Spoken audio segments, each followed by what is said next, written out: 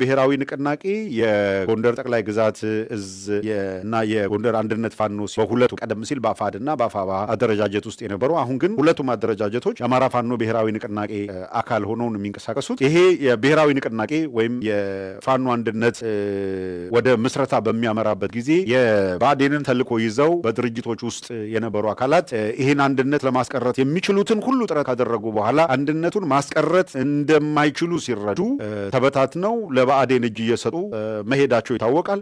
በባዴን ኪስ ውስጥ በባዴን ጉያ ውስጥ መግባታቸው ይታወቃል። ይህንን በማድረጋቸው ምክንያት አገዛዙ በተለይ በደቡብ ጎንደር አካባቢ እነ ኢያሱ ስራ ሲሰሩበት መቆየታቸው፣ እነ ጸዳሉ ስራ ሲሰሩ፣ እነ ማስረሻ ሰጤ ከጎጃም ርቀው እዛ አካባቢ ሲያደቡ ስለቆዩ በኋላ በምክክር ያችን ቤዝ ለማድረግና ለመጠቀም ለማፍረስም የሄዱበት ርቀት ከፍተኛ ነው። በነገራችን ላይ እንዲሁ በቀላሉ እንዳታ በዚሁ አጋጣሚ ከዚህ በፊት የተናገር ነው በደቡብ ጎንደር ቀጠና ከፍተኛ ሰራዊት በማደራጀትና የሚገርም አቅም በመፍጠር ረገድ ሁሉም ይደመምበት ሁሉም ይደነቅበት የነበረው አርበኛ ከፍያለው ደሴ። ስለዚህ አርበኛ ከፍያለው ደሴ በቀጠናው ላይ እያለ እነ ኢያሱ መቀለጃ እንደማያደርጉት ያንን ቀጠና ይታወቅ ሰው እነ ኢያሱ አባተ ጎቤ መልኬን አጠገቡ ተኝቶ እንዳስገደለው ከሃዲ በትቤሌፍ ዘመን በኦህዴድ ዘመን ከፍያለው ደሴን በሚደንቅ ሁኔታ አስበልተው አዲስ አበባ ሄደው ኦህዴድ ውስጥ የገቡ ከፍያለው ደሴን በማስገደላቸው እንደ ሽልማት አሁን በየሚዲያው ኮትና ሱሪ ተገዝቶለት እዛና ረብረብ የሚለው አካል በሙሉ ከፍያለው ደሴ ስለተሰዋ እና አርበኛው ባንታ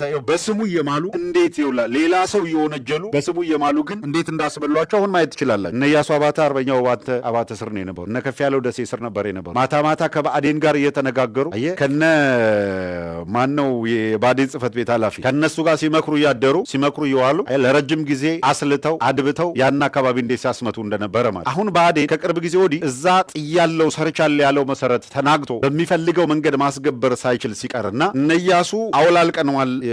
አመሰግናለሁ መረጃውን ላቀበላችሁኝ። ይርጋ ሲሳይ ማለት ነው። እነ ይርጋ ሲሳይ ጋር ሲዶልት የሚውሉ አካላት ያልተገባ ታሪክ በዚያ ቀጠና ሊጽፉ ተንቀሳቅሰዋል። ግን እያንዳንዱ እንቅስቃሴያቸው የክህደታቸው ምልክት ሆኖ በህይወት ዘመናቸው እንዲከተላቸው ነው የሆነው። ጋሻ ጃግሬዎቻቸው እጅ መስጠትን እንደ ጽድቅ እንዲቆጠር የገብርዬን ሀገር ሊያጨቀዩት ማለት ተመልከት፣ ታሪክ ሊያበላሹ ከጎንደር ከገብርዬ ምድር ተነስቶ አማራን ለሚፈጁት ለነሽመልስ አብዲሳ አማራን ሱሪውን አስወልቃለሁ እንኳን ትጥቁን እያሉ በአደባባይ ለዛቱት እነ ብርሃኑ ጁላ እጅ መስጠት የአርበኝነት ምልክት አደረጉት። ማስረሻ ሰጤ በቅርቡ ሰምታችሁታል። ሚዲያ ላይ ትልቅ የኃይል ማዛባት ሰርተናል እያለ ነው በኩራት የተናገረው። ማስረሻ ሰጤ እዚህ አካባቢ ደቡብ ጎንደር አካባቢ ለረጅም ጊዜ ቆይቷል። እንደምታውቁ ትልቅ የኃይል መዛባት ሰርተናል ካለ በኋላ ለጌቶቹ እጅ መንሻነት ይሄ አርበኝነት ነው ይላል። ተመልከቱ፣ አርበኝነት ነው። እንግዲህ አስተውሉ። የጎንደርን እናጨቀያለን ብለው የተንቀሳቀሱት የባዴን ውላጆች እነ ደግሞ አለው እና እያሌው መንበር ነውር የማይሰለቻቸው ክህደት የማይሰለቻቸው ይህን የገብርዬን ምድር በከሃዲነት ሊያስሉት እንቅስቃሴ ያደረጉ አካላት የነ ማስረሻ ሰጤን መክዳት ክህደትን እንደ ጀግንነት እንዲቆጠር በአደባባይ ያለ ሀፍረት በአደባባይ ነበር የሚቀሰቅሱ። ያለ ሀፍረት በአደባባይ ክህደት ትክክል ነው ብለው ነው ሲቀሰቅሱ የከረሙት። መካድ ልክ ነው ብለው ነው ሲቀሰቅሱ የከረሙት። እጅ ስጡ እያሉ ነው ሲቀሰቅሱ የነበሩት። እጅ መስጠት የክህደትና የባንዳነት የመጨረሻ መገለጫ መሆኑን በመረዳትና እጅ መስጠት ከሚባል ወራዳ ተግባር ራስን መከላከል ነፍስን ስለ ጀግንነት አሳልፎ ለመስጠት ከመይሳው ካሳ ከቴዎድሮስ በላይ የት ምልክት ሊገኝ ይችላል? የት ቦታ ያልተገባ መስዋዕትነት ያስከፍላል። ስለዚህ ለእንግሊዝ እጅ ስጥ ብሎ የመከረው ስለጠፋ አይደለም። ቴዎድሮስ የሚመክረው አቶ አይደለም። እንዲህ ያለ የባንዳ ምክረ ሐሳብን ለመስማት ግን የተዘጋጀ ልቦና ያንን የሚያሰላስል ህሊና ቴዎድሮስ የለው፣ መይሳው ካሳ የለው። እስከ መጨረሻው ከጠላት ጋር ተናንቆ ማለፍን ከገብርዬ በላይ ማን መገለጫ ሊኖረው? ገብርዬ ምድር ላይ ተወልጃለሁ የሚል በንጹህ ሰብል ውስጥ የበቀለ አረም እዛም እዚህም ተገኘ። እነዚህ አረሞች ያን ቀጠና እንዴት አድርገው ሊያበላሹት እንደተንቀሳቀሱ ይታወቃል። እናም እነ ኢያሱ አባተ እደጅ ካሉ ከአምስተኛው ረድፍ የባዴን ኃይሎች ጋር ተሰልፈው በዋነኛነት ኢያሱ አባተና ማስረሻ ሰጤ የአፋሕድ የውጭ ደጋፊ አደረጃጀት ብለው አደራጅተው የአምስተኛው ረድፍ የባዴንን መስመር አቀናጅተው በሚዲያም በሌላም መንገድ አሰላለፍ ከሰሩ በኋላ ይሄ ታውቆ ግልጽ ትግል ከተደረገባቸው በኋላ እየፈረሱ ወደ ባዴን ጉያ ውስጥ ሲገቡ በባዴን መዝገበ ቃላት እነ ኢያሱ እጅ ሰጪ አድርገው ወስደው ያስረከቡት ስብስብ ለአንድ ሳምንት ለሁለት ሳምንት በሪያርደው ሲቀልቡት የነበረው የተወሰነ ኃይል በቃ አልፋና ኦሜጋ የሰራዊቱ የምኑ መገለጫ አድርገው ስላሰቡ ሰፊ ቁጥር ያለው ሰው እጅ ሰጥቶናል የሚል መኩራራቱ ስለገቡ የመከላከያውን ኃይል ከቀጠናው አንቀሳቅሰው ሲያበቁ ወደ ደብረ ታቦር ካሰባሰቡ በኋላ ደቡብ ጎንደር ቀጠና ላይ የባዴን ሚሊሻና ድባብተና ሊቆጣጠረው ይችላል የሚል እብጠት ውስጥ ነው የገቡት። አንድ ይሄንን ይዘው፣ ሁለተኛ በህዝቡ ላይ ቀደም ብለው የስነ ልቦና ጨዋታ ሲሰሩ ነበረ። አብዛኛው ኃይል እጅ ሰጥቷል የሚል የፕሮፓጋንዳ ከበሮ ተመቷል። በሌላ በኩል ሰው ፊቱን ወደ ሰሜን ዙር ተብሏል። በቃ ልክ እንደ ህፃን ማስፈራሪያ ኦህዴድ ይውላችሁ የቲፒኤልኤፍ እንቅስቃሴ በሙሉ በአማራ ህዝብ ርስትና ማንነት ላይ ሲያማትር እንዲህ ያለውን ማማተር መቃወምም መታገልም የአማራ ህዝብ ጥያቄና የማንነት የርስት የባለቤትነት ጥያቄን አስከብሮ መዝለቅ የአማራነት መለያ ተደርጎ ሊወሰድ የሚገባው ጉዳይ። ይሄንን ግን መከለያ አድርጎ አማራነትን እዚህ ጋር ብቻ የተቸከለ አድርጎ አውዳሚ በሆነው ኦህዴድ ስር ሄዶ እዛ ጉያ ስር ለመግባት የሚደረግ ሙከራ ግን አደገኛ ነው። ተመልከቱ። የ27 ዓመቱ ይልሃል ወደኋላ ይመለሳና ይረሳሉ ይልሃል። ተመልከተው ማስረሻ ሰጤን በ27 ዓመት የቲፒኤልኤፍ ያገዛዝ ዘመን ስለተፈጸመው በደል ያነሳልህና ሲያበቃ ሂዶ ማንኪስ ውስጥ እንደገባ ስታይ በደኖና አርባ ጉጉ አማራን ከነነሱ ገደል ሲከት ወደ ነበረ ቡድን ተመልከት። በደኖና አርባ ጉጉ አማራውን ወተር በደኖ አርባ ጉጉ ከነነፍሱ ገደል ሲከት የነበረ ኃይል ባለፉት 7 ዓመታት በወለጋ ላይ የአማራ እናቶችን ነፍሰ ጡር ሽል አውጥቶ ከነፍሰ ጡር ላይ መጣልና አይቀበርም ብሎ መዝፈን እንደ ክብር ከሚቆጥር ስብስብ ለዚህም የአማራ ህዝብ ምን ተዳው ነው እንዲህ ያለ ዋጋ የሚከፍለው የሚል ቅሬታ ለመጠየቅ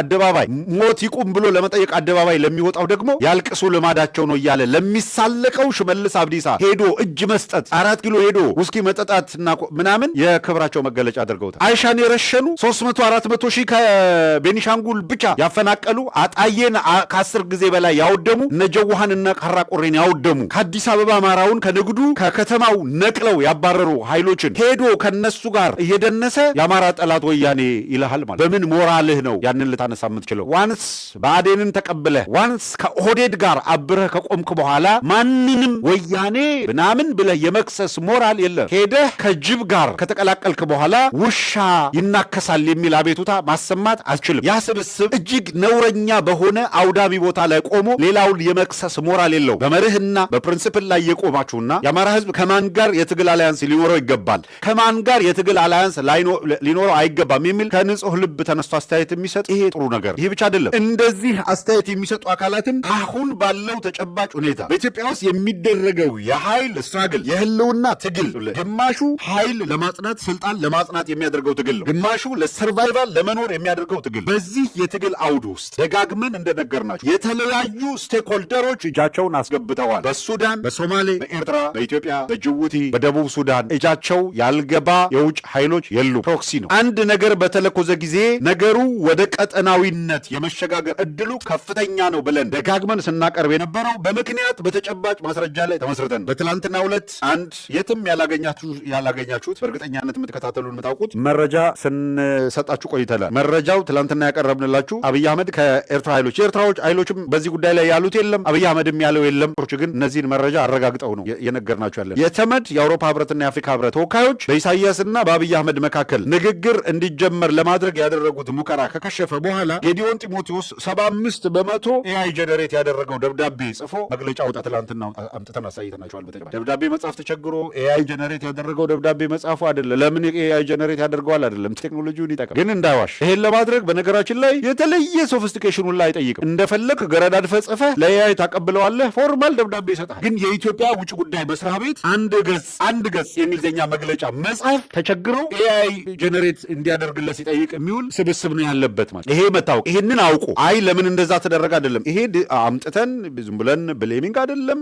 ትላንትና ያው ዲስፕሌይ አድርገንላችኋል። የፈለጋችሁ አካላት ዜሮ የቻት ጂፒቲ ላይ ዜሮ ቻት ጂፒቲ ላይ ገብታችሁ የለቀቁትን መግለጫ ጀስት ኮፒ አድርጋችሁ ወስዳችሁ ፔስት አድርጉለት። ኤአይ ስንት ፐርሰንቱ ጀነሬት እንዳደረገውና ከኤአይ ውጭ የጻፋት ስንት ፓራግራፍ እንደሆነች ይነግሯቸዋል። አንድ ፓራግራፍ ጌዲዮን ጢሞቴዎስ የጨመራል። ያውም እንደው አስደንቆን የሚያነሳ ነው። ጌዲዮን ጢሞቴዎስ የአብይ አህመድ እንግሊዝኛ ዲፓርትመንት ስለሚባል ነገራችን እንጂ አሁን የጻፈው አይደለም። ዋነኛው ነገር ኮንሰፕቱ፣ ሂደቱ፣ ዓላማውና የተጻፈው ነገር ምንድን ነው የሚለው ላይ ነው ማለት ነገሮች ወዴት እየሄዱ እንደሆነ ወዴት እያመሩ እንደሆነ ግልጽ እየሆነላችሁ ሊመጣ ይገባል የሚለውን ለማንሳት። ስለዚህ አስተያየት የምትሰጡ አካላት መሆን አለበት ብላችሁ የምታስቡትን ለማድረግ ጥረት የምታደርጉ ምክር ሀሳብ የምትሰጡ እንዲህ ቢሆን እንዲያ ቢሆን እያላችሁ ያላችሁ አካላት በተለይ ከአማራ ህዝብ የህልውና ትግል አንጻር በትግሉ ሂደት ላይ አስተያየት እየሰጣችሁ ያላችሁ አካላት እያንዳንዱ አስተያየታችሁ ምን ከግምት ማስገባት አለበት? የአማራ ህዝብ አሁን ካለው ሁኔታ አንጻር ከሁሉ በሀገር ውስጥም ካለው ከሀገር ውጭም ካለው ኃይል ጋር ተነጥሎ ለብቻውን በመቆም